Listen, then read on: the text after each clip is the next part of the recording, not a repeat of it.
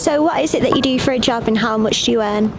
I'm a staff nurse. I work in occupational health and I earn between 30 to 50,000. And what does a normal day at your job look like? Normal day in my job is screening new employees, making sure they're fit for the roles, making sure they're fit for safety critical roles, and just basically looking after the employees' health and well-being, whether it's mental health issues, whether it's physical conditions, and just making sure we got a happy workforce. And what would you say is the best part about it in your opinion? Best part about it is looking after the workforce, making sure the workforce and the employees are happy, making sure that they're happy in the job and that they're fit enough to do the job, and to make sure the passengers who use the rails are also safe. And what's the hardest part about the job?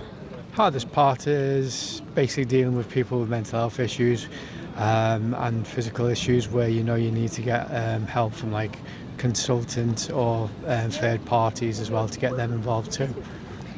And what's the progression like? Where did you start out at and how did you get to where you are now, and where can you go beyond that? Okay, I started off as a staff nurse 27 years ago. I joined because I lost my mum to cancer and I was helping nurse my mum at the time, and that's what got me into nursing.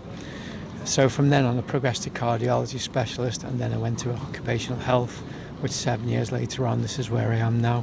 I'm at senior level now, so I help with project management, and we see a lot of students coming through the apprenticeship role, which is a really good role.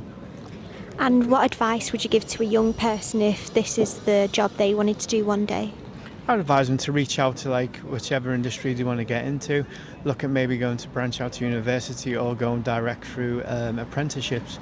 I think apprenticeships now are really good for what they're offering. They're offering like university places with a better salary, so you're not coming out with debt like when you go to university.